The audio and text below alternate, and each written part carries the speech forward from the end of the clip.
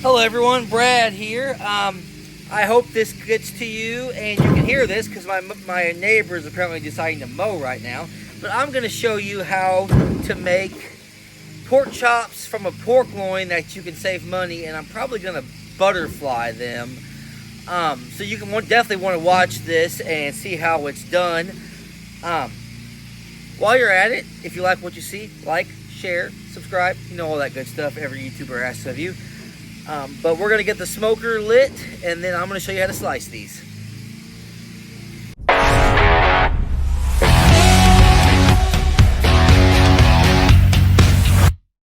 So I changed locations. Hopefully that helps with the noise. But I'm going to show you how I'm going to cut this down. As you can see, this was it's $9.20 for this pork loin, and every package of pork chops or pork loin was at least $11, and you did not get the amount that you got with this. So like I said, this is a little more economical way of cooking pork chops, plus I can determine how thick I want them. Again, I'm going to butterfly these, so I'm probably looking about 2 to 3 inches, because I'm going to cut it in half again once I cut these. So I'm going to make a couple incisions.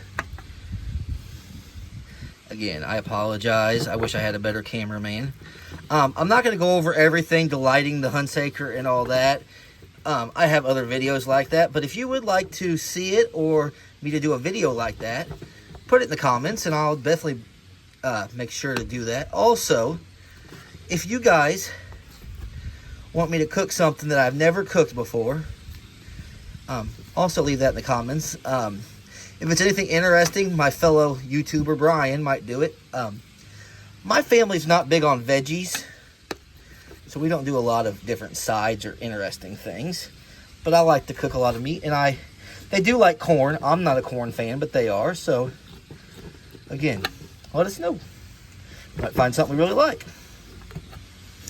So how I'm gonna do those, and then I'm gonna cut it again. So I'll show you how I cut it next. I'm gonna finish cutting all these up. No reason to show it.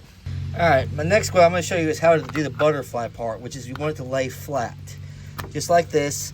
It makes it wider than what the original pork loin was, so you get more surface area, and then you can get more rub on it also.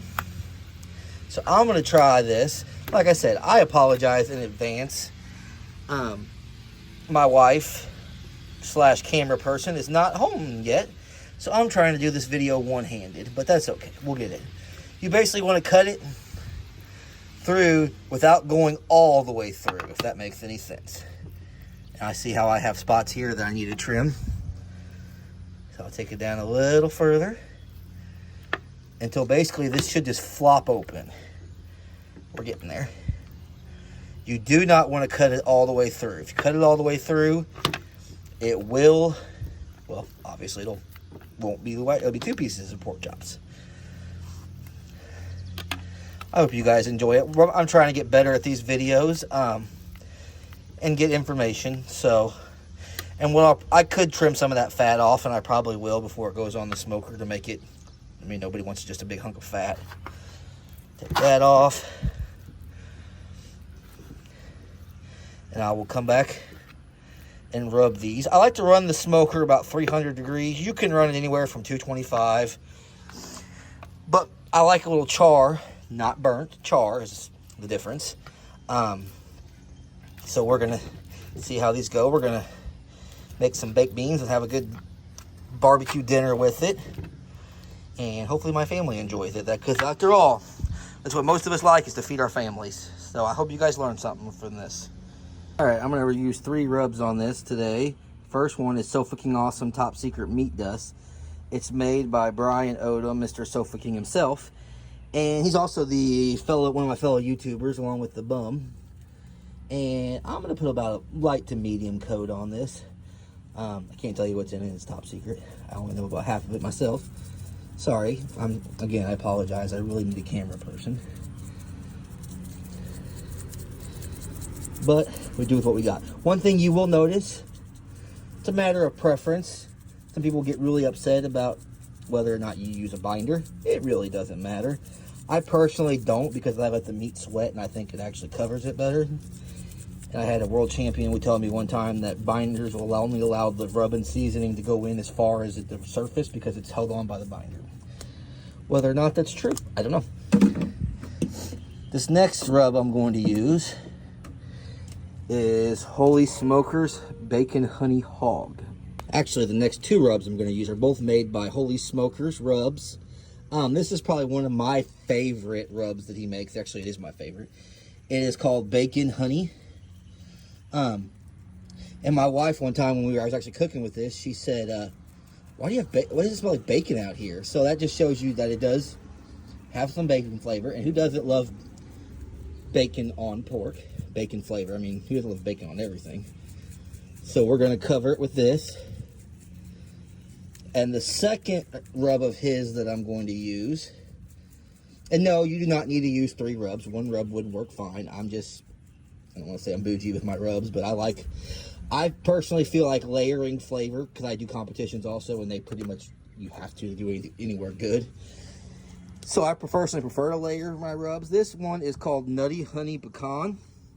The thing I like about this rub is it's got the pecan flavoring in it, but it's not overpowering of the pecan, because sometimes pecan flavor can be a kind of off-putting to some people. It does really well in competition usually, but for the backyard cook, families sometimes don't like it that much pecan flavor. I had one person tell me, why does your ribs taste like caramel? Well, that's because of the pecan flavor. So what I do is I'm going to let this sit for about 10 minutes and let it tack up, and then I will flip it over and do the other side. All right, so I flipped the rub, or the pork steaks. Sorry, pork chops. I can't talk today. And the coloring does not do this justice. I almost need to take it outside because it's bright red, and that is the bacon honey hog rub. I can't talk enough about the color it is. I can't talk enough about all these rubs. The Sofa King Top Secret has won pretty good accolades. It's won about 4 or 5 rub awards in the world of barbecue. So most of 90% of, well, closer to 100% of the products I use on here, I use on a daily basis. I'm not using them just to promote them for a video. I'm using them because I use them. Most of them are good friends of mine, and I believe in their products, so that's why I help promote it. So last, I guess, shameless plug or something I use is the Royal Oak. I know my hands are dirty. I was just messing with the grill. The Royal Oak is called the Flame Saver. You can get these on Tractor Supply. They have a switch right there to lock it to where it can't go, and then up and down to determine the power. But you hit this button on the side, and it lights charcoal like no tomorrow. The thing is made to light charcoal. We're cooking on the Hunsaker drum tonight. If you don't have one of these, you should look into those. Probably one of the best made drums. One of the favorites of competition. We're sitting at about 200. I'm going to let her get it to about 225, 250, and I will put meat on. Let the smoke clear a little bit. Just put it on. These look great. I put them on a pizza tray just because my grates are a little dirty, and I don't feel like getting the meat, and I'm getting ready to clean the drum here as soon as I get done with this cook. I got a video on showing you how to clean the drum, but that's what we got going on. We'll probably wait on 10 minutes or so and flip them, and then we'll see what they look like when we're done with them. But that is how you make pork chops from regular pork one. Just flip them. They need to go a little longer, which is fine. One more awful thing. You want to take these. They're done at 145. I like to take mine to about 155 or so, just because my family doesn't like the pink of the pork. But otherwise, yes, they're technically done at 145. I would get a thermometer to make sure you don't overcook them or undercook them. I'll show you what kind I like to use and how I do it. Alright, here's how I check if it's done or not. This is an Inkbird. It's in terminal. It's got 2 probes, Bluetooth. You can get it on the Amazon website.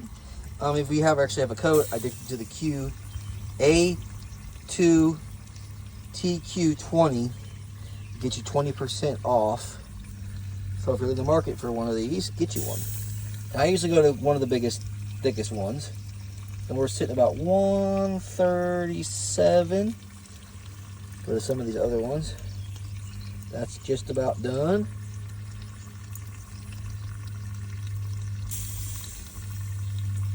There's one, yeah. So these are basically done. These are how these are gonna look. That's how it's done. So that's how you can make pork chops from and save money.